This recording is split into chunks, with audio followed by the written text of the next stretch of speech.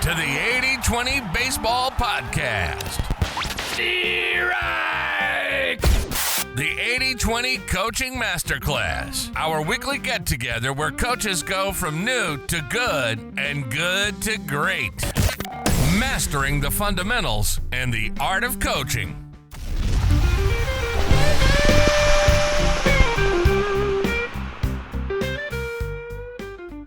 Welcome, everyone, to this week's episode. Coach Bo here. We have part one of a great interview with Coach Jeff Sofa, who is a committee member with the ABCA, the American Baseball Coaches Association, working with them to build out more resources for youth coaches. And he's also a youth baseball liaison through the Kansas City Royals. It's a great interview. In part one this week, we're going to talk about a great resource for coaches, also a great way to reframe winning. We'll also talk about multiple useful communication tips coaches should consider using when it comes to building stronger parent buy-in. And lastly, today we'll talk about how to build up our players so they are stronger when it comes to dealing with failure, making errors, making mistakes. I think this interview turned out really well, and Jeff is loaded with actionable information and a knowledge that stems from being in the trenches day in and day out, coaching and supporting coaches at a wide variety of levels and in a wide variety of environments. So we're going to dive into that in just a second. I want to hit on the Toronto Blue Jays offense. I mentioned this last week that I would talk a little bit about it. Of course, as all of you probably know, the Dodgers beat the Blue Jays in Game 7 of what was probably, I would say in my lifetime, the most amazing World Series. You had the 18-inning game. You had the extra inning Game 7. So many different things going on that really made it awesome. Now, there have been some fantastic World Series over the years, and maybe I'm saying that because I'm a Dodgers fan that it stood out a little bit more, but I think however you slice it, it was one of the best World Series of recent memory. Baseball is rolling along, growing, getting stronger. It makes me think when I watch the Dodgers that they have 3 Japanese players. They have a South Korean player. 4 of their 26 players are from the continent of Asia. And of course, they have a Puerto Rican, some players from the Dominican Republic, Venezuela. There's a lot more competition to get to that level than there was in the past, especially with Japanese making a strong push as of recent. Just another reason to coach up our players even more so. But the good news is, no matter what, our players can be winners by coaching them up the right way, whether they play after high school or even if they don't play high school or college or pro ball. We can coach them up to be winners right now, no matter what. But if you do get that kid that wants to go on, by tuning into this podcast, by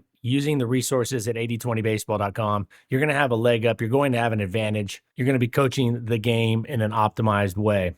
But the Blue Jays offense, well-rounded. I thought the Blue Jays offense was better overall than the Dodgers with regard to what they got out of talent. Their approach at the plate, just phenomenal. They were fine hitting the ball different directions, different ways. I didn't like the bunt late in Game 7 with a runner at second. He's already in scoring position. I don't like that. The percentages don't favor it. The math doesn't favor it. You got a leadoff double. I think you take 3 at-bats to drive him in. And if you can't do that, you don't deserve it anyways, in my opinion. But I really like their approach. I loved how they coach up their players. The defense in this series was phenomenal. The pitching was phenomenal. Something that stood out about pitching was they pounded the strike zone. They threw a lot of strikes across the board, both teams. And I just think the Blue Jays have a more applicable mindset, hitting approach for the youth level than the Dodgers. And I think if you leveled out the talent across the board, I think the Blue Jays would have had the better offense. In fact, they outscored the Dodgers by quite a few runs, even though they lost the World Series. The Dodgers try to pull the ball in the air too much. They try to hit the ball in the air on the pull side way too much. Huge flaws in this. I'm not going to dive into those right now, but we'll hit on those soon. Huge flaws with this new approach talked about recently.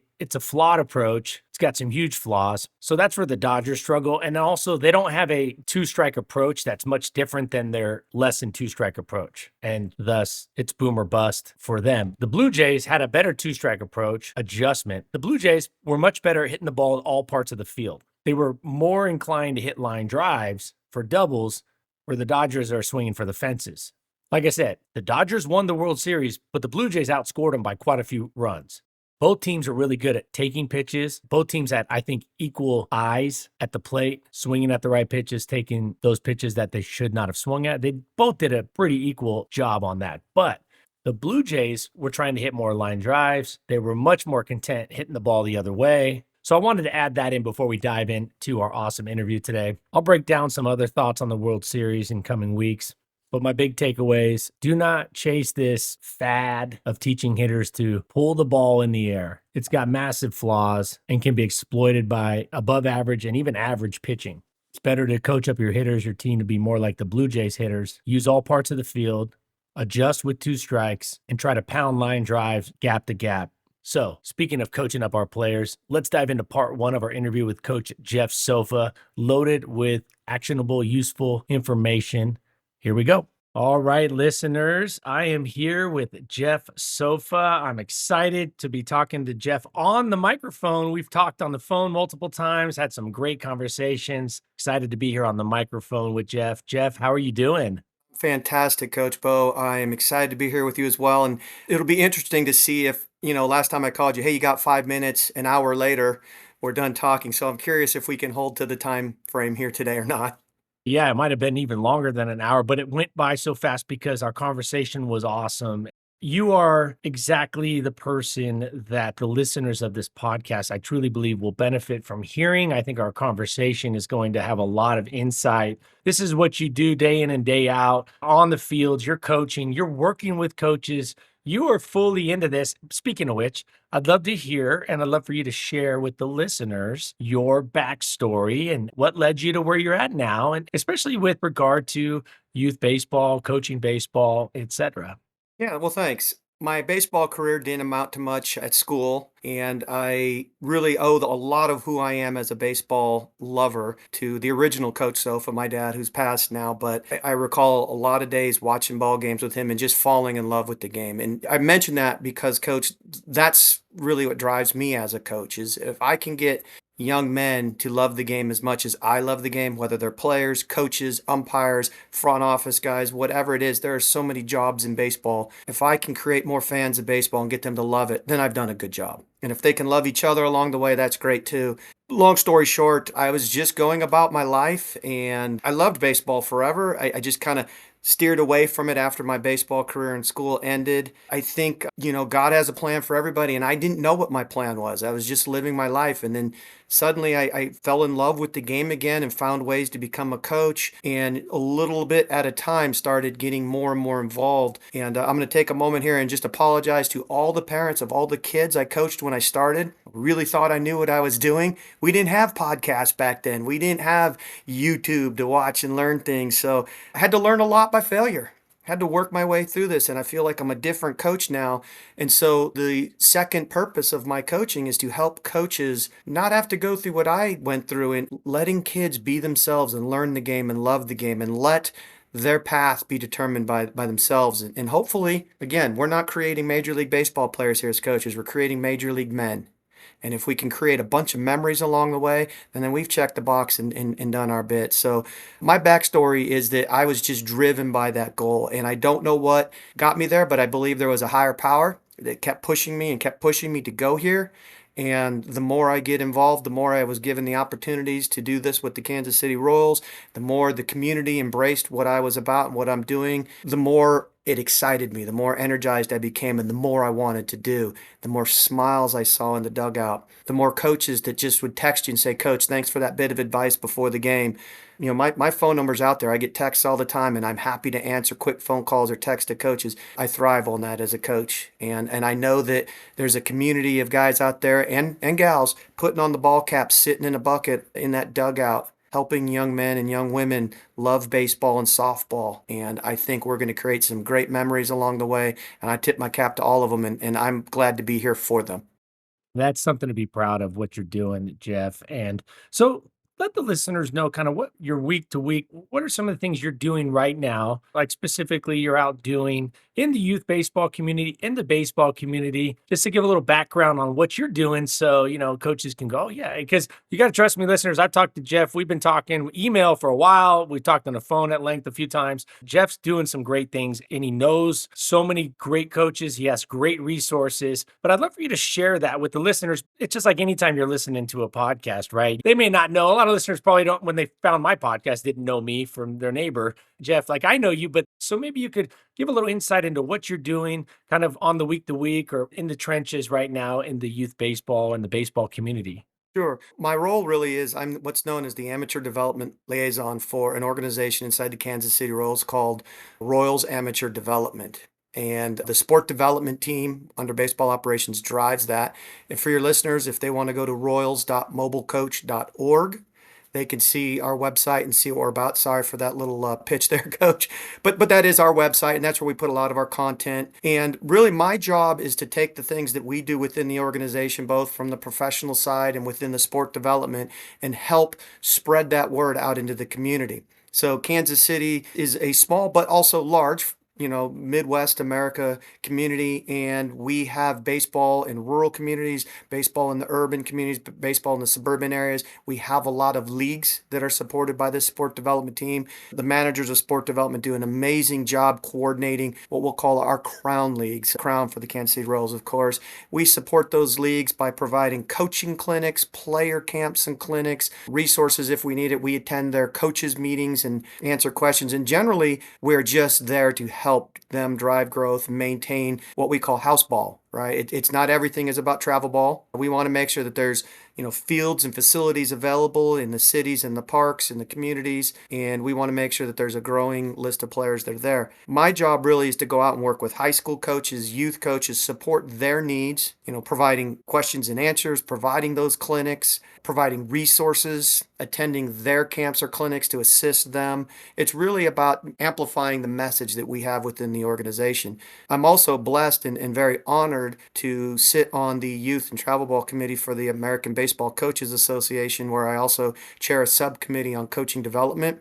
You asked what I'm doing. So right now I'm working with some peers of mine on that committee, and we're preparing to get together and create some content, some short format videos for coaches that will have content about things that they can do short with time on building a practice plan on your last 5 minutes free from work as you head to the ball field. There's content there for parents. There are a lot of really, really good people across baseball from the East Coast to the West Coast that are part of this committee that have a lot of thoughts that are trying to help grow this underbelly of baseball and make sure that town ball, house ball, rec ball, whatever you want to call it, continues to thrive and grow, and that we build more fans of baseball and softball. My job, and as I said earlier, my inner drive comes from seeing people get that and be part of that. And that's what I spend my time doing. So I'm on baseball fields coaching our high school teams, coaching youth teams if I'm needed. Just completed an 8-week fall high school clinic series, which culminated us in taking a group of kids into a tournament. Had a blast, saw and so many great things from these kids who just want to play the game, and it was awesome.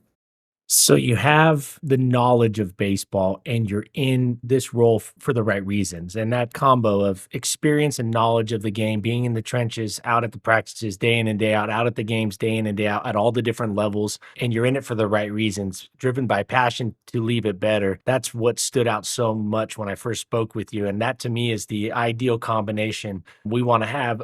So you're working with a profession, the Royals at Kansas City Royals kind of as a liaison. And so you're really doing so many great things. And the ABCA is the granddaddy of coaching associations in the United States. It's really the only baseball coaching associations. If you're a baseball coach and you want to join an association or an organization, that's one everybody joins, and it's been around forever. And it is by far the biggest. So you're not just in the trenches, you're working on a committee in the biggest coaching organization in the country. I love it. Coach, it's humbling. I have to tell you. I'm going to say this because I think it's important for your young coaches that are listening. I don't want to sound like an advertisement here, but $75 to join the ABCA, and you get access to interact and talk to these coaches. And the single best thing I ever did in my coaching path was join the ABCA, join other committees locally, and talk to better coaches. Put the listening cap on and hear what they have to say. And what I've learned is that when you get to be around these coaches that are Hall of Fame coaches at the ABCA, college, high school, youth coaches, it's an incredible conversation to just have between the two of you. There's a different level that occurs when you're just exchanging ideas. And the best thing about the ABCA, above all else, is just that exchange of information with all of these knowledgeable guys. And every single one of them is so humble, so honored that you'd ask a question. They want to hear your new ideas. What's cool, some of the best coaches in the game will come up and you'll have a conversation. You're like, how did I get into this conversation? Why am I talking to this guy? And then they'll look at you and say, what do you think? You're like, whoa. But I think that is the real way to grow is if you can find $75, join the ABCA. Hey, not only do you get $1 million of personal insurance to cover you, you get access to the Pitch magazine, which gives you tons of great content, access to all the online videos. But more importantly, if you can find your way to the annual convention this year, it's in Columbus. There are 7,000 coaches walking around just wanting to talk about baseball, and nobody thinks they're better than anybody else there. It's awesome. Yeah, you and I aren't plugging the ABCA like in terms of we definitely aren't making any money off this. We're just doing it because we know it's a good organization. I'm looking at the most recent inside pitch right here in front of me. Mo Vaughn on the cover. Mo Vaughn. I didn't know Mo Vaughn was coaching, but he looks good in those shades. Got Mo Vaughn. I've been to that convention many a times, and I will say this. I do recommend the ABCA. I'm not affiliated at all with, I mean, I'm a member, but I'm not like affiliated in terms of like selling it or anything. But I do recommend doing that, like Jeff said. And youth coaches, if you do come across the content, because it is what it is, the content is more advanced in youth baseball for the most part. It is high school and college and pro coaches. And one of the main reasons I started this podcast was because I went to all these conventions and all these things and talked to all these professional guys and the college guys. And I said, there's a disconnect between that world, even the high school world, and the youth world. There's a disconnect. They are not the same animal. They are different. And so what I've been trying to do is take that advanced knowledge from the ABCA, watching, like I'll be watching the national championship college coach, Jay Johnson talking, and I'll go, okay, his hitting approach. That's way too much. It's way too sophisticated. First off, I think he's probably one of the best out there with the hitting approach, but even I think he could simplify it even a couple more steps. But nonetheless, if I'm a youth coach and I'm listening to that, and my day job is not baseball, I played a little in high school, maybe a little college, probably not, maybe not even in high school. It would just be out of our element. And so what I've been trying to do is take that advanced knowledge from the ABCA and synthesize it down into actionable things that actually are applicable immediately at the youth level. With that said, go get that content. And then if you have questions about it, or you're like, hey, I heard this, what are your thoughts? Can I make this a little simpler? What are the key parts of that message, that video that I saw? And then, Jeff or I, you can come to me and we could connect you with Jeff and we can help you out from there. Yeah, and I appreciate you saying that. And I will, for just a quick shout out, Ryan Brownlee runs the youth clinics now for ABCA. The fastest growing component of the ABCA at the convention is the youth stages. When we started this out, it was just small rooms. It's massive rooms now. And there are thousands of youth coaches in those youth clinics, and they're mostly high school coaches, a lot of youth coaches, really, really good content. So if you join and you go to look at the videos from the past ones, a lot of good youth stuff there. But I do agree with breaking it down, and we'll be putting some of that stuff together within our committee as well and creating some content in short format videos for the coaches to look at. I just, again, even if it's not ABCA, I encourage youth coaches, get to know your high school coaching area. Just talk, bounce ideas off them. They'll love it. You'll get a lot out of it. Go watch the high school practices being run. If you've got a JUCO in your neighborhood or down the road, go watch a college practice. Those coaches will love to talk to you afterwards as well. That's really where it comes from. That osmosis transfer of just knowledge, I think, is a great thing for a youth coach to do. And I get it. We're all busy. We got a lot going on. But if you could find a few minutes to go do that one day, you'll be amazed what you can transfer into your own knowledge base. I think it's great that the ABCA is trying to get down to the youth level. And I think it's inherent in any industry, in any part of life where we want to talk sophisticated. It's just normal. I think it's human nature to sound sophisticated, to sound knowledgeable, and thus we don't hit the level of our audience. And now the listeners of this show are just as intelligent as any college or professional coach, just as intelligent, but it's not their day job. And that's the disconnect. It's not that they can't digest it and comprehend what's going on. It's just they don't have 30 years or like you and I, 40 years in baseball to be able to, really assess that it's even good information or even synthesize it from there. So I definitely agree with that. I love your recommendation, Jeff, of going to the high school practice. I have recommended checking out, the local high school games and college. But the more I think about this, Jeff, I think going to the practice is going to serve and help coaches much more than going to a game. A game is more fun. Maybe you go to the practice by yourself, right? So you don't have to worry about your kid running around, or maybe you take the kid. Maybe the kid can get involved in the practice and maybe help out. But going to a high school practice, especially the local high school where your kids are likely to go, it has a lot of benefits. But I think seeing the practice is much more beneficial than the game product because you don't see how they got there. Well, I'll tell right? you, high school coaches are hardworking guys and gals, right? They put a ton into Yes. their teaching day job and they put a ton in this. I was very fortunate when I started out, I met a high school coach who was still great friends with today, and actually back-to-back state champions here in the 5A on the Kansas side. When I started talking to him and I'd show up at his practices and watch, he actually ended up emailing me documentation about how he runs his program. And then, hey, call me if you have any questions. So I'd read it, call him, and hey, what are you doing here with this? What are his pitching philosophies, his base running philosophies? It was really the first opportunity I had as a young coach to really see what a little higher level of thinking. Obviously, I wasn't going to apply that to the 8-year-olds and 10-year-olds, but understanding the basic premise of what he was looking for at the high school level helped me kind of put a foundation together for the things we needed to focus on. Like, hey, obviously, high school coaches really care about smart base runners, aggressive base runners. Well, I'm probably not going to teach an eight-year-old about a hustle double, but I am sure going to teach him how to understand the difference on seeing a ball to the grass versus seeing a ball through the infield. You know what I'm saying? Like helping them understand it's their objective as a base runner now after they've hit the ball to know where the ball's at and make a good base running decision. As they get older, we'll add that context more, we'll layer it on, it gets more complex. But those coaches were eager to share. And I think a lot of coaches maybe don't know that they can or maybe are afraid to. Make a friend with that high school coach. Let them know, hey, I got a 10U, I got a 12U team. Would love to watch your practice. Do you have any ideas, any thoughts? What do you see kids coming to you that are missing that I can make sure I'm coaching up in my guys? And you'll have a great friendship out of that. I can assure you. Tell me what you think about this.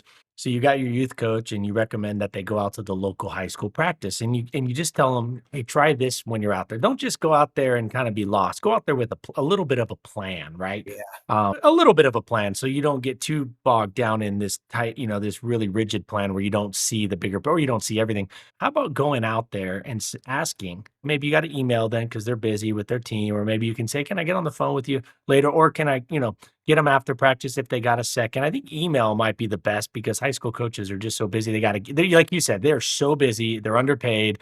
And what about asking them? This came to mind is saying, you go to the local high school and you say, what is the biggest mistake, base running mistake that you see kids come into your program making? What's the biggest hitting mistake that you have to fix or would like to see already corrected before they get here? What's the biggest problem that you see with pitching that comes in? What's the biggest outfield mistake? What's the biggest throwing mistake? What's the biggest mistake they make in strength and conditioning training? So you have your like 7, 8, 10 categories, and you just say, hey, what's the biggest mistake hitters make or that you see hitters making when they get here that you got to coach out of them? Yeah, you know what? I'll tell you, first of all, I love how you took that and springboarded into a list of things. Here's what's great about that is that you can pick one of those per practice. And this week we're going to focus on base running. This is the development cycle, right? When we truly champion developing our players over winning tournaments or winning leagues, if I say, hey guys, this week we're going to have 2 practices in a game and we got a game on Friday, so we're going to practice on, Monday and Wednesday. And we're going to really focus on our base running. Reads off the bat, right? We're going to be at third base and see balls up or down. If you got guys that can, if you're at an age where we're stealing, how do we get appropriate leads in certain situations? But whatever it is that you're focusing on for that practice, if I got 7, 8-year-olds, it's just, hey, making a decision to run through a bag or make a hard turn towards second base. Focus on that and then put some goals in the dugout for game time. Did we do that? It's the test. It's just like when we're at school. We do a little homework, we do some in-class work. Next day we got to take a test. Well, it's not open book anymore. So that game time really is the opportunity for coach to say, look, guys, we're going to win on the base path today by doing these things. I'm going to tape that up right here on my wall in the dugout. And every time we do it, coach is going to check a box. Our team goal is to get 5 checks today. Can we do that? If you guys get 5 checks, coach is buying ice cream after the ball game. Yes, we want to win, coach, right? We played the game to win. But now I'm going to take the emphasis off the win and I'm going to say, did we put the emphasis on getting better somewhere? Today's emphasis was getting better on the bases. Maybe it's getting better on pitch selection, depending on the age of your kids. Maybe it's getting better reads in the outfield. Cuts and relays, whatever it is that your team needs to focus on, if I make the emphasis that week, that practice, and then ultimately in that game on that, we can measure ourselves. And hopefully the parents who are sitting behind the fence are on board with this and they can also see us week over week getting better at these little things. Here's what happens. If we get better at the little things along the way, we're probably winning some baseball games, right? If our emphasis is on throwing and catching, let's have a whole practice just dedicated to proper catch play.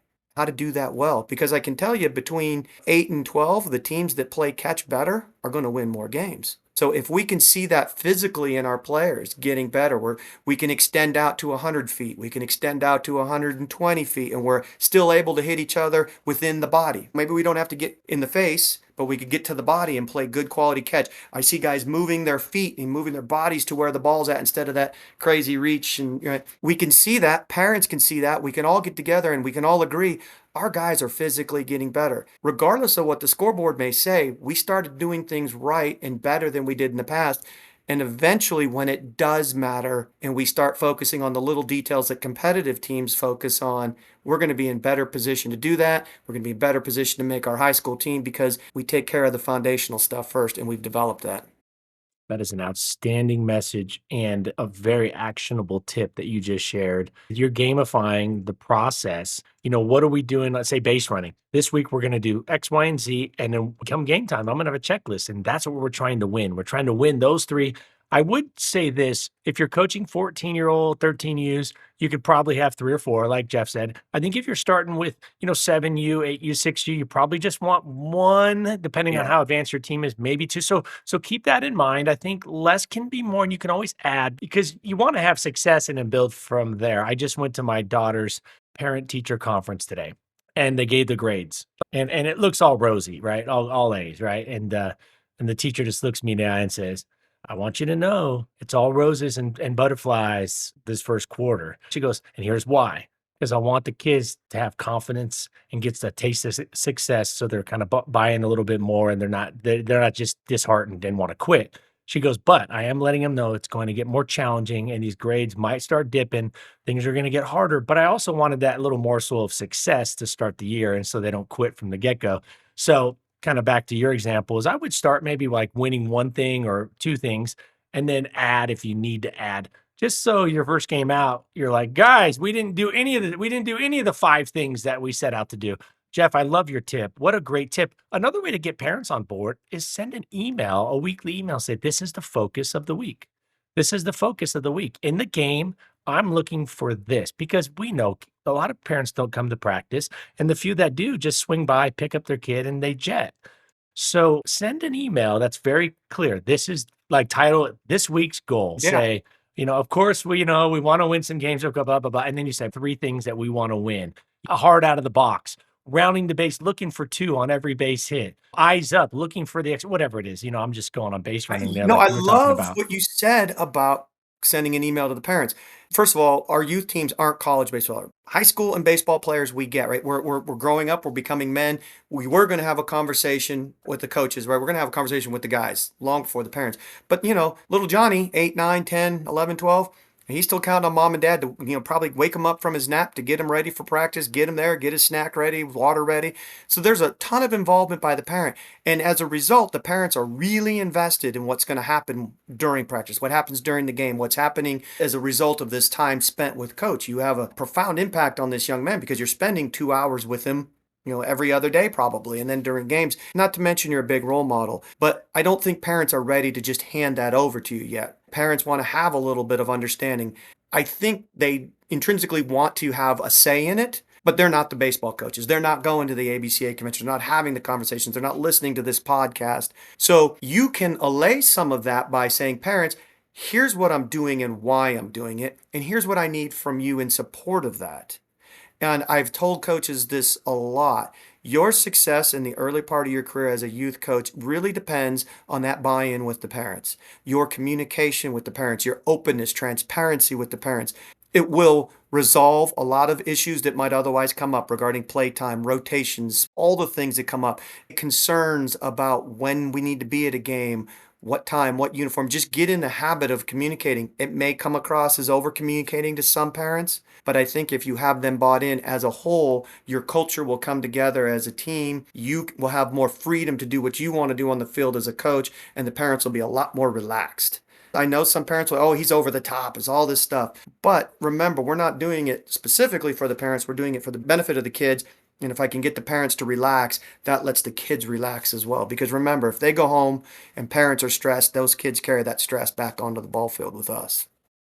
You got a great point there, Jeff. My wife and I we just finished up coaching a volleyball season, right? 8, 9U. And I had a ton of success. Of course, we have an advantage. My wife and I both played high level sports and I've been doing the coaching. So I kind of get it on the back end. But one thing that we learned, my wife was sending out emails each week or, biweekly to the parents. And one of the things I noticed she didn't put on there, but I know is a source, even it's a subtle source of anxiety for parents. When the game, she would say, "Hey, our next game is, our game is Thursday at 6 p.m." And she didn't put on there when she wanted the kids to be there, the players. I told her, I said, one of the number one questions as a coach that you get is, "Hey, when do we need to be there?" Because the game is the game is the game. But and she goes, "Oh my gosh." She goes, "That makes perfect sense." I go, and I thought about like what you said, that little bit of anxiety about not knowing. Does the coach want us there? Yeah, are we going to be late? Do they want us there at 5:30? Do we need to be an hour early? Is it 15? This is youth volleyball at third grade level. What is it? So I told her, I said, every email should just have that stipulated when you would like them there. And then maybe say, if you can't get there because of other things, I get it. So that also you hit both sources of anxiety, kind of put those out, those fires. You tell them when you'd like them there. So there's clarity there. And there's also an out if they're late. It's not like, the kid's going to get benched because they showed up right before the game time at that level. Also, you got me thinking, Jeff, have a template, have some templates, or simply take your last week's email, copy it, and then rewrite the things in it that I'm always thinking about these coaches. We're all the youth coaches are just so busy with time, so busy with their day. They just don't have time. They're not high school coaches. They're not college, definitely not college and pro, but even high school coaches. Most high school coaches are done teaching by noon every day. Most all are done by noon at the latest 2 o'clock, typically never later than 2. It's just a totally different world, working till 5 and then having to hustle to practice at 5:30. And, a lot of the listeners, they're not during the day, they're not doing things that allow them to have the practice plans out and things. They're out building homes or working as doctors or construction so I recommend having email templates. I would say this too, keep your emails short and concise. Send them often, but keep them short and concise. Like you said, hey, your example is like, sometimes the coach can come across as overwhelming or this coach is over the top, like you said. So one way to kind of keep that kind of down and is to send shorter emails that are concise. And I think having a little template like this week's game, Saturday's game. This is when we're here. This is what we're wearing. This is the person bringing us, whatever. Or these are our 3 game goals. There's some young college graduate listening to this right now going, "Hey, I can fire up my Copilot or Chat GPT and I can knock these out." Templates, I guarantee you, one of your listeners is hip on all the AI stuff, but there is definitely some cool things you can do to save yourself some time in that regard. So I'm with you. By the way, it's something I never did well as a young. I don't think I ever wrote a short email in my coaching career, but you're right. Short, to the point, crisp. By the way, keep that in mind when we're talking to the players. Nobody wants 5-minute speeches before every drill we do. Nobody wants to hear us over and over. Your advice there about keep it short and to the point. Yeah, remember your 9-year-old's got about 15 minutes max of attention span during your hour-long practice. Don't waste it. Don't waste it at all. You talked about making, as a young coach, and I know myself, I look back at some of the things I was pretty bad as a new teacher, a new coach. How do we, as coaches, how can we do a better job of making failure a part of our practices, part of our process, right? And we've talked, you and I have talked about this. I'd love for you to share your thoughts on how to make failure, how do we build this in and make it a productive thing rather than something that's detrimental? That, for me, is everything. I am a big fan of talking about why failure is absolutely acceptable with what we're learning on the baseball field. First of all, nobody's paying us yet to be professionals. And I think we can all go back to the CS or the DS, right? We've got a professional pitcher, one of the best in the game, makes an incredibly bad decision in the heat of the moment. One of the best, probably 30 pitchers in the world. If it's okay for that guy, why is it not okay for my 12-year-old to let a ground ball go through his legs, right? So that perspective alone, can we all just please lean into that for a moment and understand that that professional has had years and years of the most elite training and has specialized in his position as both the offensive guy throwing the ball, or defense, I guess, in baseball. Right? He's controlling the ball, but he's also the defender as soon as he releases it. And that's all he does and gets paid a lot of money to do it well, and can make an incredibly big error in the most important moment on the biggest stage. I got a 12-year-old, some park and rec field, and coach is going to scream at him from the dugout, "Come on, We got to have that ball. How many times are we going to work on that? I don't understand it. I read a blog one time from a good friend of mine who's a high school football coach here in the area. His son is actually, both of his boys are very good athletes, and one of his boys was umpiring. And he wrote a blog that was something along the lines of, he's talking about people yelling at umpires, right? His kid was umpiring, and the parents were just hawking at his umpire kid the whole time. This is a 14-year-old boy, by the way, umpiring a 10U game. He said, well, what if I stood? Imagine if I stood at the fence with your 12-year-old boy at third base, and every time he made an error, I chalked at him like, oh my God, you're terrible, you're horrible. In what world would that be right? Right? In what sense is that ever going to help him fall in love with the game, make him feel better? In what sense would you ever agree that an adult yelling something so abusive to a player would be a real? And everybody agrees. No, it would never be. So why do we allow coaches to yell out from a dugout 60 feet or 90 feet away, whatever your sized field is, that's terrible, we got to have that ball? That is not going to endear that young athlete to this game. Right? First of all, he's out there trying to do well for you. You're his coach. Recognize it. He wants to make you happy, or she, if she's a softball player. And when they made that error, they knew it. And the first person they looked at, coach, was you. And then they looked to see if mom and dad saw it. And mom and dad are going, oh. And the other coach is going, oh, it's got his heads down. There is nothing about that says that you failed and it's okay. But you're 12. You don't have fine motor coordination of your body yet. You don't have a good developed cortex that helps you make game time decisions rapidly and then execute that in a speedy fashion. Now, there are things that we can do to get there, but that requires, first and foremost, you as the coach to set the standard, to set the example, and to help your parents understand that in my team, in my dugout, in my culture, it is expected that you're going to fail. We're just going to open up, all right, at my team meeting. Parents, I just want you to know we're opening up and we're all going to come together and we're going to orient on the idea that failure is exactly what we're intending to achieve here. If I hit your son 25 ground balls at shortstop, I intend him to miss 20 because I want him to find that line between what is easy and comfortable and relaxed for him to what becomes harder. And every time he gets better at a little bit harder, I'm going to push him a little bit more. By nature, that means we're going to trip over that line a few times, parents. We're all good with that? And oh, by the way, it's going to come a time in the game, somebody's going to hit him a ball that maybe he's had 20 times, but now it's 2 outs in the bottom of the 6th inning, and all I got to do is field this and make a good throw. And I know that, but I just freaked out about it, just like on the mound in the divisional series game, right? We freak out. We just make a rash, rush decision. I have a lot of tips, but I'm sorry I'm on my soapbox, but I really believe it starts with the coach himself, making sure that our language, the words that come out of our mouth, and the body language that we exhibit, tell that player and reassure them and assert to the parents and everybody watching that your failure is okay. In fact, it's understood and expected. I'm good with it. In fact, we're going to champion it. If I see you make a courageous play, a dive, an attempt, you did something better, I'm going to find positive words to use to encourage you, like, oh my gosh, that was an incredible first step you took. What a great leap.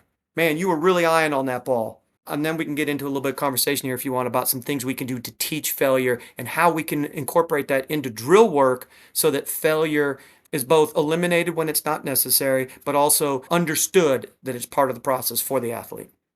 I definitely want to hear that.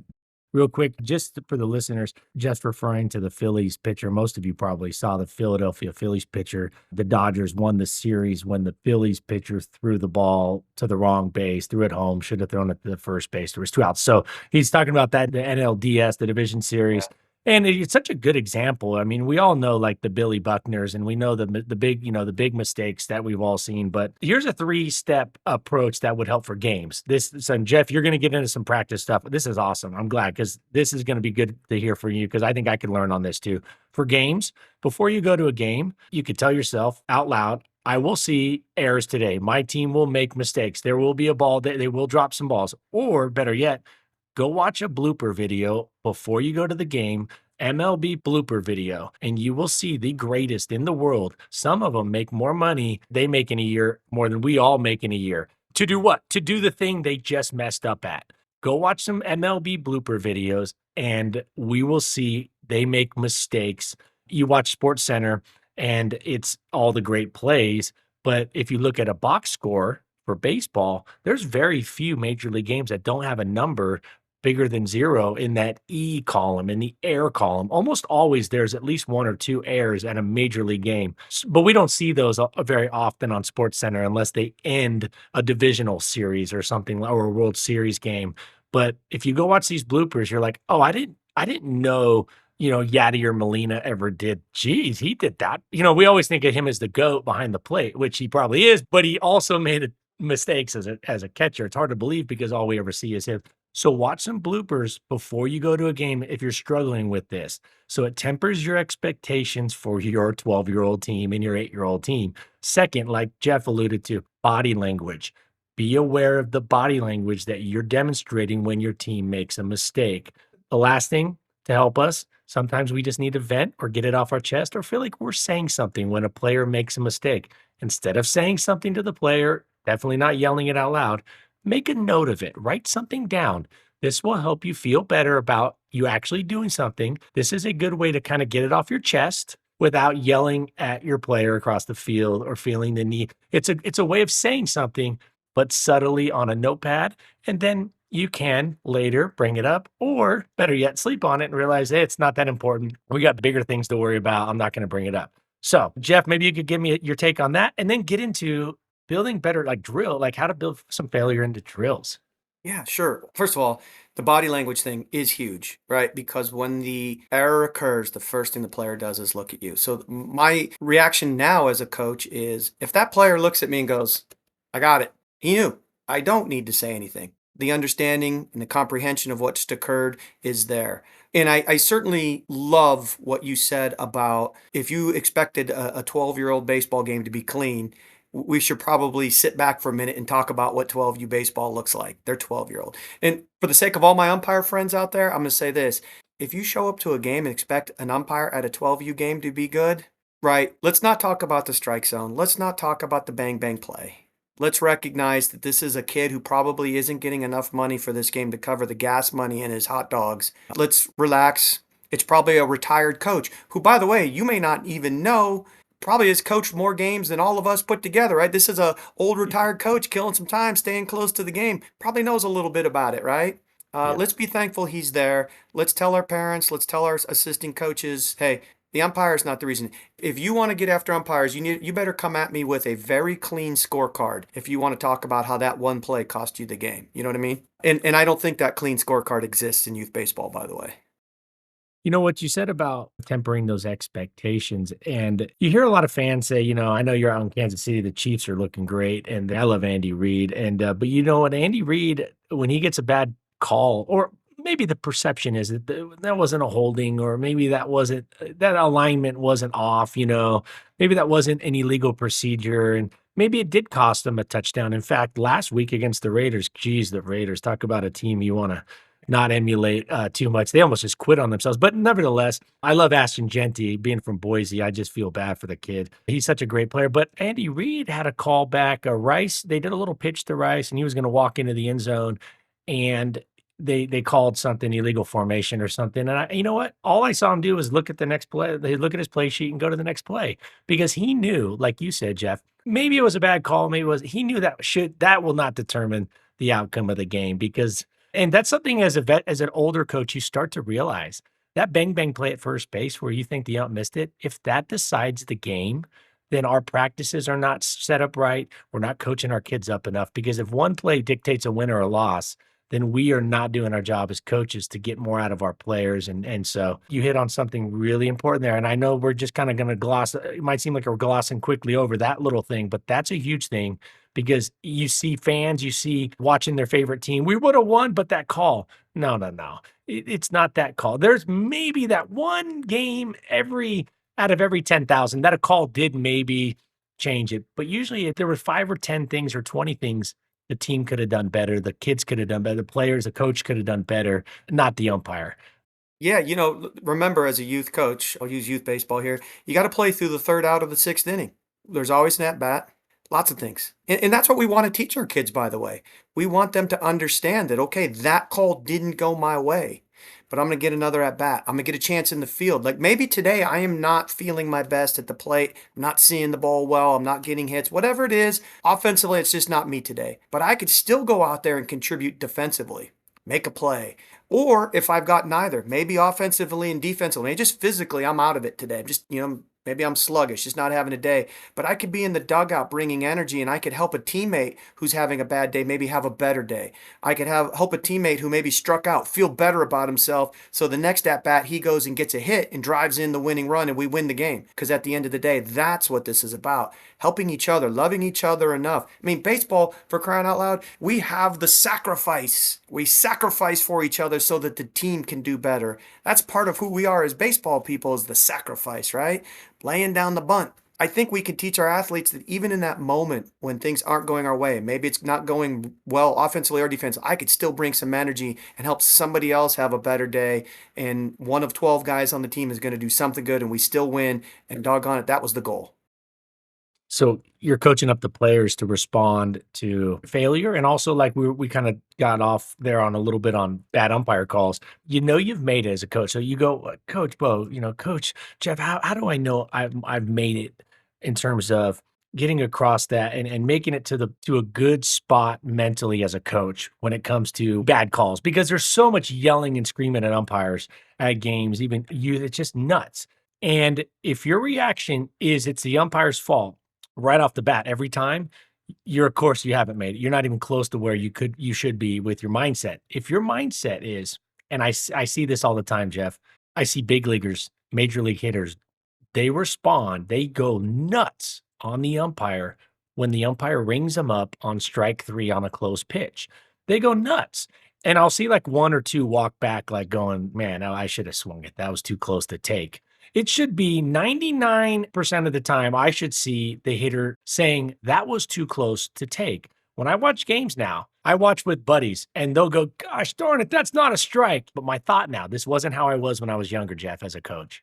My response now in my mind, my mindset now is that's way too close to take. I'll watch the Dodger games and it'll be a heat of the moment, big moment. I've been a dire Dodger fan my whole life, and they'll strike out looking. You'll see the little vertical rectangle strike zone on the screen. It's outside of that.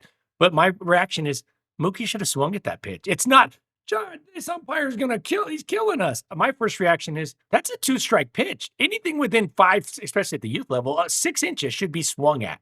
And that's when you know you've made it as a coach to the right mindset, in my opinion. When you see the pitch on the fringe and you don't go, blue, that's not a strike. You tell your hitter he should have swung at that. Now, of course, there are some pitches that are egregious, but even then, those are the anomalies. I'll say this. I think another good reason to go watch high school baseball games, go watch maybe tournament baseball isn't the best example, but if you know a tenured coach, somebody who's been doing it a while, you see themselves handling things differently in games than you do otherwise. Even at the youth level, I'm very fortunate to be around some amazing coaches in our Royals youth program, and there's a very relaxed atmosphere by those coaches. We understand there's another game. We understand bad calls happen. We understand that players will make errors and bang, bang plays are going to happen. We could have been quicker. But we also understand that our purpose there isn't to get the win or to argue the out. My purpose is to help my athlete understand what just happened so they can digest it here and learn to make an adjustment so that next time it's different. So if we don't swing at the fringe pitch on strike three, I can have a good conversation at the next practice or in the dugout, if that's acceptable to that player, about what occurred during the entire at bat. How did we get to strike three? What happened the pitches before? What was I thinking? What was I seeing? Was I anticipating a pitch? I'm open to the answer, coach. I thought he was going to throw me a breaking ball and it was a slider that just it froze me. You know what? He beat you. And that's a lesson too, that sometimes the pitcher, right? He knows if he's a good pitcher, pitching is timing. His job is to disrupt your timing. He's going to throw something different than maybe a normal guy throws. I need my guy to understand that that's in the realm of possibility too, but I want to help him understand how he could have been maybe more prepared. Was he adequately watching the at-bats before his at-bat? Did he see a cycle where the pitcher was getting out of sequence on pitches? Was he throwing something different this inning for his out pitch than he was the previous inning? Did he start off with the different pitch than all of this can help my athlete understand that there's a part of the game that goes on upstairs in the head that he can digest during the game to help that at bat. So it's not on me to argue whether it was a strike or ball. It's on me to help my athlete understand it, come to terms with it, digest, and learn to adapt. I say this a lot and I'll say it again. People say baseball is a game of failure. I disagree. I think baseball is a game of averages, but more importantly, it's a game of adjustment to maintain those averages. If I can learn from what happens, make an adjustment, I keep my average. All right, that wraps up part 1 of our interview. Part 2 of 2 will come out next Tuesday, our weekly get-together here at the 80/20 Baseball Podcast, the 80/20 Baseball Masterclass, trying to master the key things that's going to bring us the vast majority of our success as coaches with our teams, our players. And until next week, let's take care of ourselves, our health, so we can continue to be at our best for our families, our close friends, and our team. And let's take this information that you heard today and go put it into play. All right, y'all, take care. And until next week, adios.